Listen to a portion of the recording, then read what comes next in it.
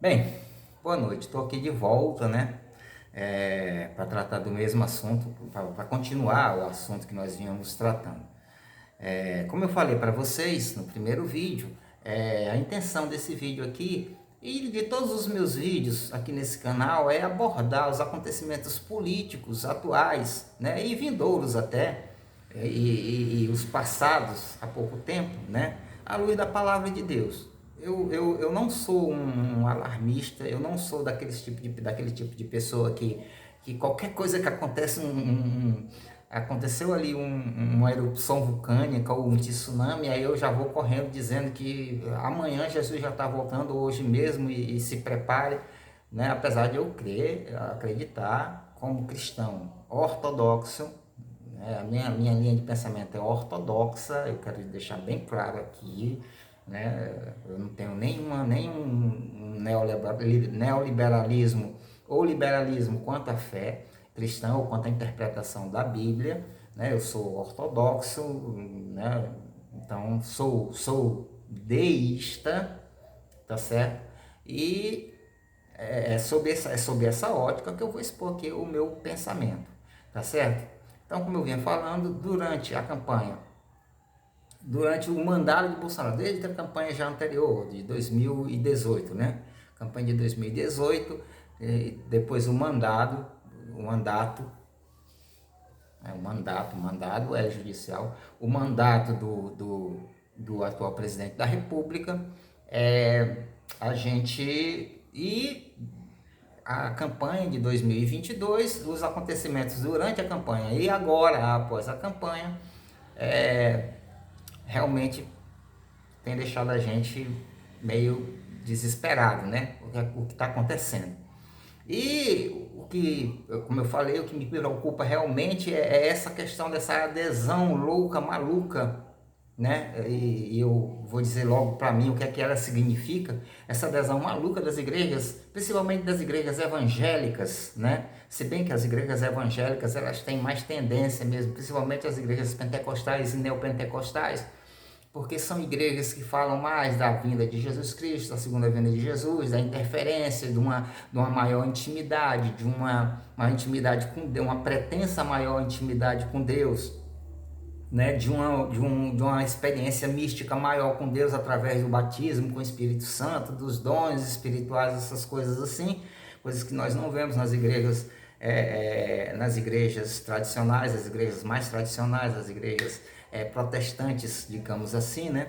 Como eles mesmos gostam de referir-se a si. Eu vejo que as igrejas evangélicas, elas têm uma maior probabilidade de aceitar essas coisas. Coisas do tipo, Bolsonaro é a salvação do Brasil. Uma loucura você dizer isso, seria uma loucura você dizer isso no tempo da reforma, né? Seria a mesma coisa de você dizer, não, eu não quero aqui desrespeitar a religião de ninguém, porque é uma coisa que eu aprendi desde cedo, né? E é uma coisa que eu penso também assim, né? Então, quando eu faço isso, eu faço apenas uma referência histórica, não estou aqui criticando, né? Seria o equivalente a você dar um aval àquilo contra o qual Lutero se revoltou dentro da igreja, ou se opôs. Se revoltou, não se opôs. Lutero não era um revoltado, né? Ele se opôs, ele era um estudioso da Bíblia e se opôs, que é a questão do papado. Então, se Bolsonaro é o salvador do Brasil, então nós podemos admitir que o Papa, né, é o vicário de Deus na Terra, é o representante de Deus na Terra, é o sumo pontífice, é a ponte entre Deus e os homens, né? Muito mais. Eu creria muito mais que um Papa como o Papa Francisco, um homem que tem uma capacidade extraordinária, né, de uma capacidade extraordinária de uma interpretação bíblica, de um conhecimento bíblico, de formular doutrinas bíblicas, né? Muito mais do que um Bolsonaro, um boçal. Bolsonaro não passa de um boçal, um louco, tresloucado mesmo, uma pessoa totalmente fora. Aquilo que as igrejas evangélicas protestantes, as igrejas evangélicas pentecostais mais gostam muito de falar, né? Que é a possessão demoníaca. Se existe uma pessoa que caracteriza a possessão demoníaca, essa pessoa é Bolsonaro. Bolsonaro é um possesso, é um homem possuidor de uma casta de demônios. Eu estou dizendo isso porque eu creio assim, né?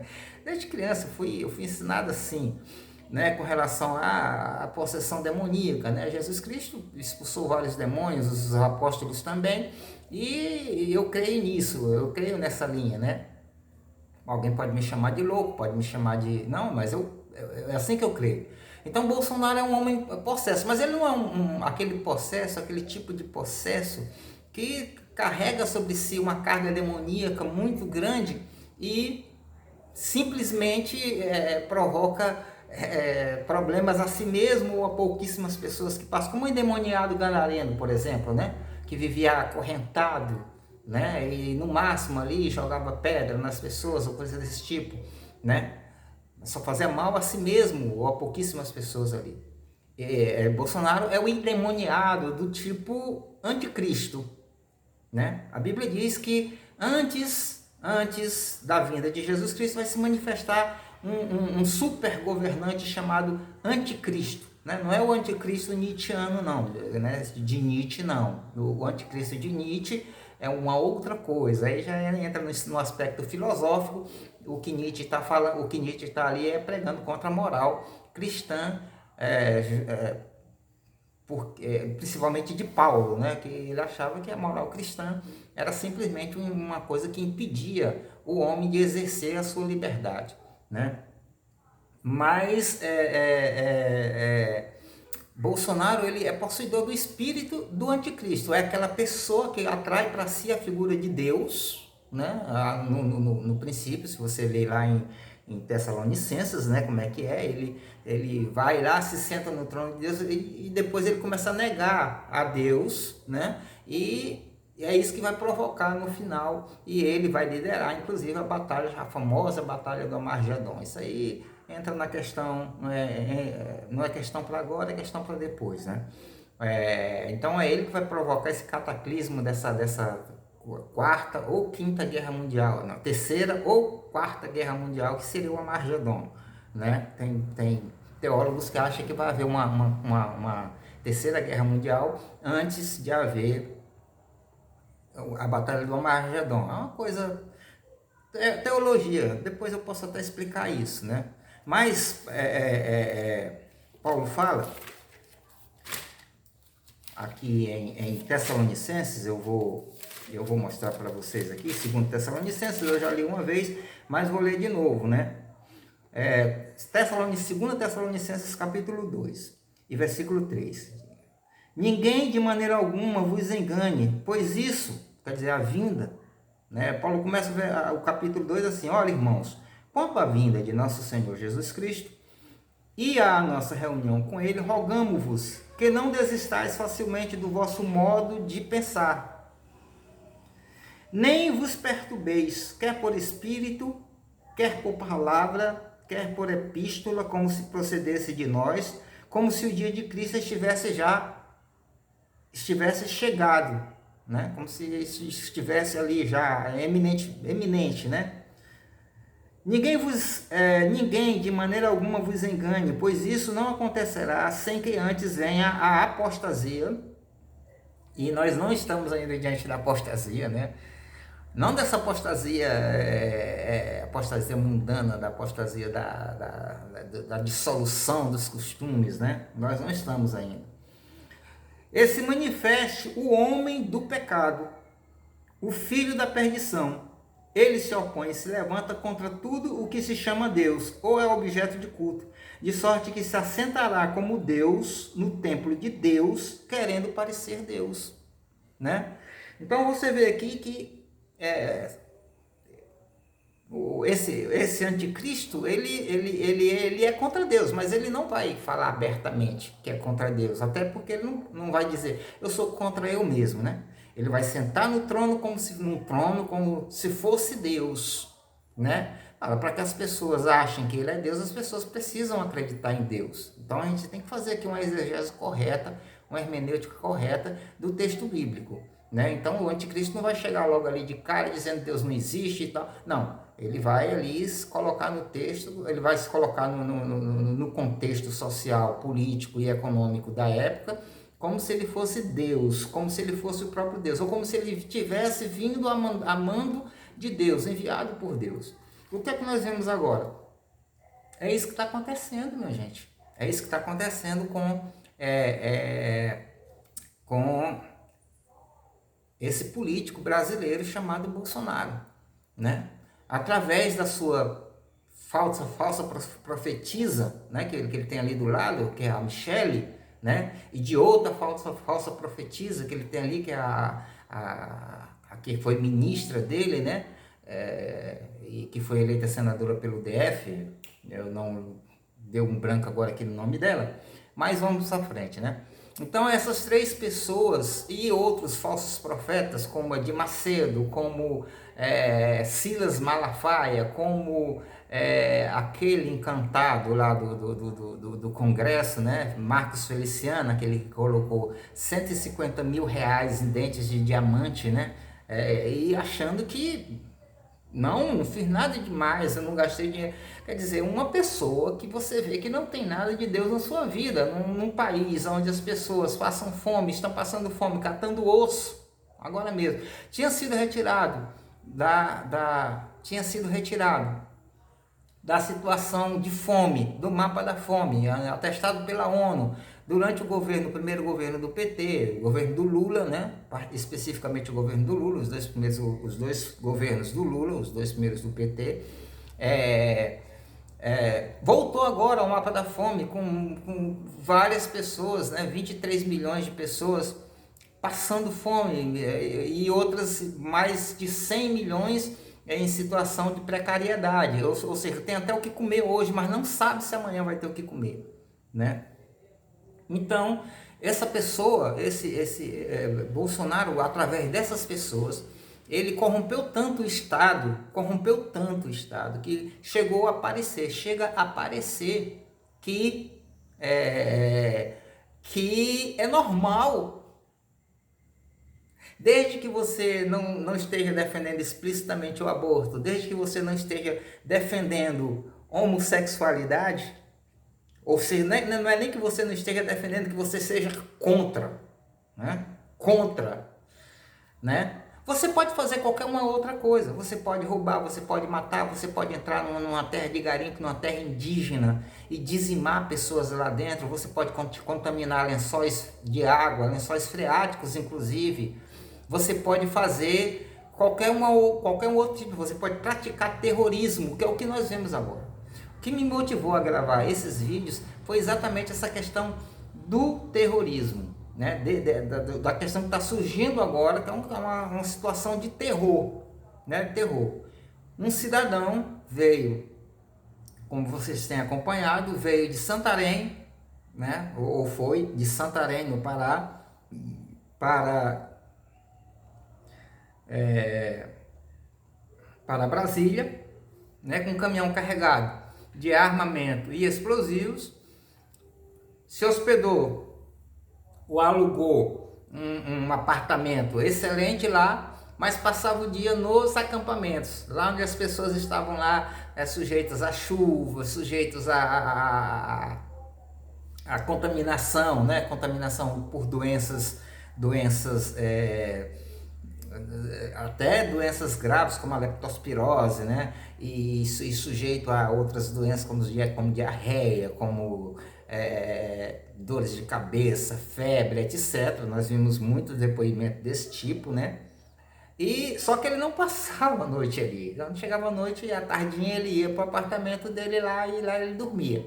Mas ali, enquanto ele esteve ali no meio do pessoal dele, ele começou a planejar, a arquitetar um plano para explodir uma bomba em Brasília, né, na capital federal, que provocasse um levante, que provocasse uma intervenção militar, né? Eles não têm uma clareza, porque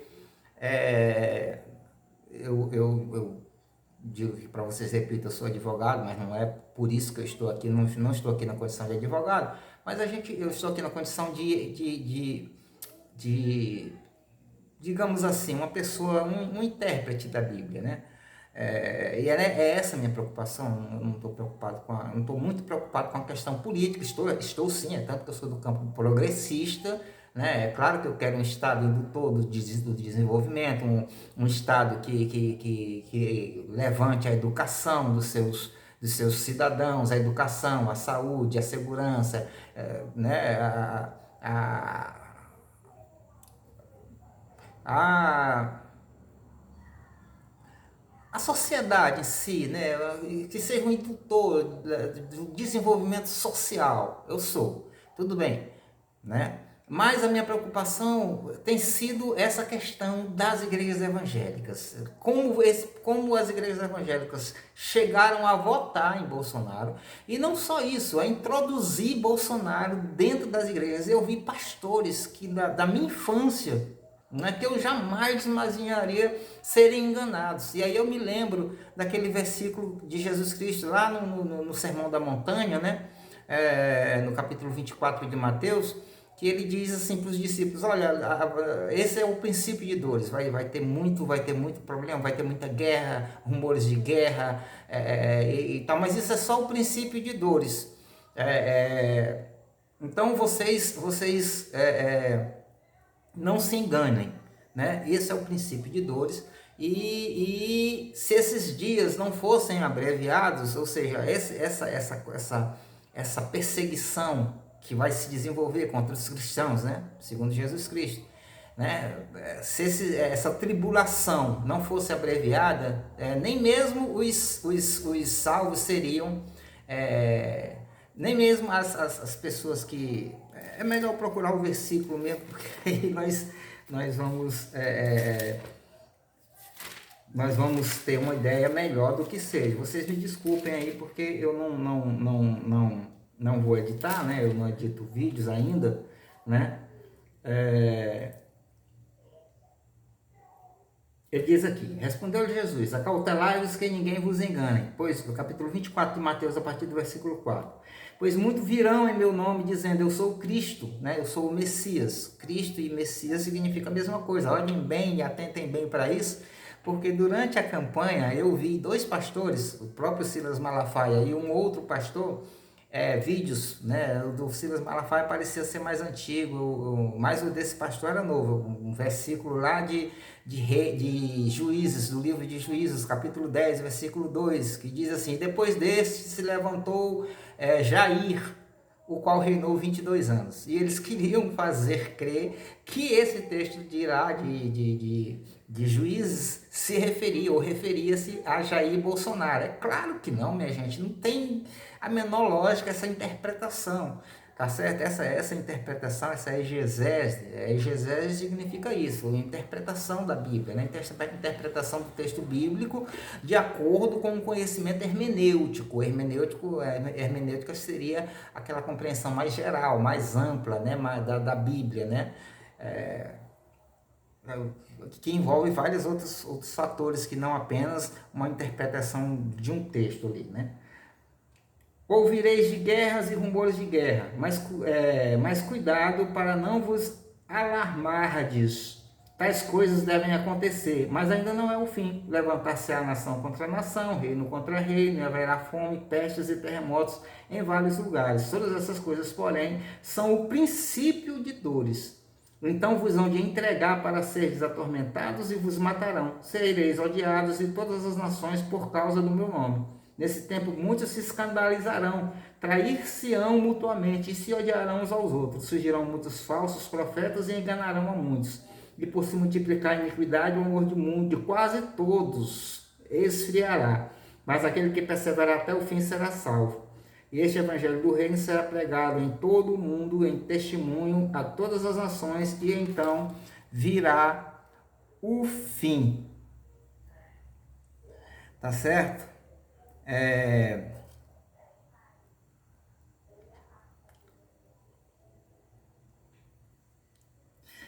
O versículo 21 diz assim: Pois haverá então grande aflição, como nunca houve desde o princípio do mundo até agora, nem haverá jamais. Se aqueles dias não fossem abreviados, nenhuma carne se salvaria, mas por causa dos escolhidos serão abreviados aqueles dias, né?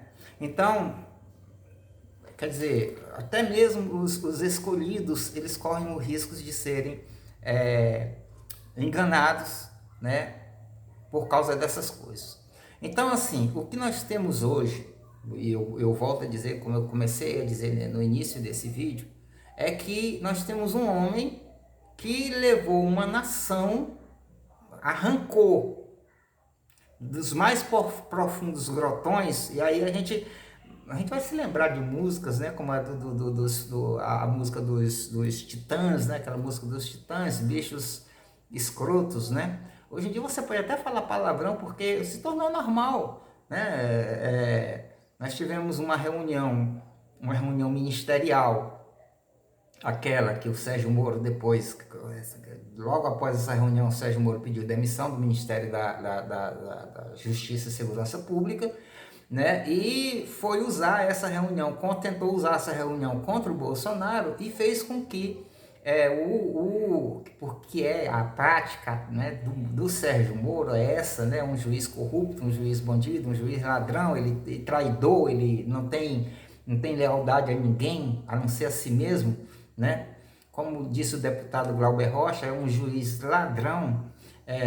Então, ele tentou usar ele fez com que o STF desse visibilidade a essa reunião. Então, o vídeo da reunião foi colocado, foi diante da mídia, né, para que todo mundo visse. E nós vimos ali a quantidade de palavrões que não só Bolsonaro é claro, em excesso, mas a maioria dos ministros que estavam ali não só usaram de palavrões, de palavras que quando nós éramos meninos, né, nós que eu digo, nós que pertencemos ou nascemos dentro de uma família cristã, de uma família protestante, de uma família assembleana, nós jamais sonharíamos em dizer aqueles palavrões ali. Bolsonaro dizia aquilo, esses palavrões, ele sempre disse, fosse naquela reunião, como aconteceu naquela reunião, seja em outras atividades, né, que aconteceram, em outros eventos, ele sempre disse aos borbotões, né, assim. E nós temos aquele que o Flávio Bolsonaro, durante a CPI da Covid, chamou de guru, né, do Bolsonaro, que tem buscado desde sempre, desde então, ser preso, porque ele acha que ele tem uma importância tão grande dentro do meio evangélico que, ao ser preso, né, ele provocaria uma rebelião no Brasil, uma rebelião muito grande, né? E, é claro, o STF nunca caiu nessa armadilha, né? E foi muito bem, o STF foi muito bem em não cair nessa armadilha. Por quê? Porque a acusação, por exemplo, Bolsonaro agora, durante essa campanha, foi que em todos os países onde a esquerda subiu ao poder, e isso não é verdade, minha gente, em todos esses países, o que aconteceu foi de perseguição, de prisão, né, dos cristãos, de prisão de pastores, de prisão de evangelistas, dos altos denominados apóstolos, né, e coisa desse tipo. Então, como o Silas Malafaia, né, acredita que é o líder evangélico mais importante da nação, ele achou que, sendo preso, por isso que ele provocou ao extremo o STF, né? E não obtendo resultado, gravou um último vídeo ridículo, né? Citando a música do Chico Buarque, Cálice, né? Ele afasta de mim esse, ele disse, a única mensagem que eu vou dizer agora é afasta de mim esse cálice, e colocou as mãos e terminou com isso, né? Porque ele viu que não surtiu efeito o que ele queria. Mas o que xinga Silas Malafaia é do que a quantidade, né, o que jorra de xingamentos da boca de Silas Malafaia não está no gibi. É uma coisa realmente incrível, uma coisa realmente que eu né? Eu conto sempre aquela história de quando eu era menino, nós viemos de um determinado culto, né? Nós moramos aqui na cidade de Campo Maior e aqui perto tem um povoado chamado Sambaíba, né? E nós fomos um culto ali e na volta nós vimos todos ali e tal, e eu brincando com outros garotos da minha idade, 13, 14 anos, eu disse uma palavra que não era um palavrão, não era uma palavra de baixo calão, mas que já era uma palavra que não é bem do jargão evangélico, né? E o nosso líder de mocidade estava ali do meu lado, e ele ouviu, e ele disse: Davi, como é que você diz uma palavra, como é que você fala uma palavra dessa? E eu até me surpreendi: que palavra, irmão Chagas? E ele disse: é essa palavra que você falou, o que é que a Bíblia diz lá em tal capítulo? Tinha um conhecimento bíblico muito bom, mas eu não me lembro agora, nesse momento, em que capítulo é que era, né? Já não sou criança mais, já não sou. E o que é que a Bíblia diz lá em tal lugar? Aí eu não lembrei. Aí ele disse para mim: ó, não saia da vossa boca nenhuma palavra torpe, mas só que for útil para a edificação, né? Então eu vou fechar mais um vídeo aqui, tá certo? E vou retomar a gravação em seguida, né? Porque eu tenho que dividir. Mais uma vez eu peço a você que está ouvindo que dê o like, que se inscreva no canal, que passe para frente, porque é muito importante esses vídeos que eu estou gravando. Eu não estou aqui querendo chamar atenção para mim, não estou querendo ser monetizado. O que eu estou querendo é atrair aquelas pessoas, né, que foram inclusive expulsas de igrejas por causa da sua opção política, foram expulsas ou foram colocadas de lado, foram discriminadas, né? Essas pessoas têm que achar consolo em algum lugar, já que não fizeram nenhum mal, já que não pecaram, já que não ofenderam a sã doutrina, né? Porque a escolha de um candidato, votar em um candidato ao contrário do que querem dizer alguns pastores, né? Muito pelo contrário do que eles querem dizer, escolher, porque o argumento é: você vota num partido, se você vota num partido que diz que apoia o aborto, você é um abortista, você está indo contra a palavra de Deus. Se você vota num partido que apoia o casamento gay, é porque você está indo contra a palavra de Deus, né? E essas pessoas não são a favor disso. Elas não é que elas sejam a favor de aborto ou da prática da homossexualidade ou coisa desse tipo, né? Até dentro mesmo desses grupos há divisões, né? Tem homossexuais que são bolsonaristas, ferrenhos, né? Então, essas pessoas, é claro, quando elas optam por um partido de esquerda, por dar crédito a um partido de esquerda, elas estão, na verdade, dando apoio às ideias progressistas, desenvolvimentistas daquele partido ali, né? E não apoiando, para não apoiar, para se contrapor à política neoliberal, né? Do Estado mínimo, do Estado que não faz nada, do Estado que deixa o mercado se regular, não é verdade? Então, dê o seu apoio, dê o seu like, se inscreva no canal, repasse o vídeo, é muito importante para que esse vídeo alcance o máximo de pessoas, o máximo de cristãos possível, né? No Brasil, tá ok? E daqui a pouquinho a gente volta.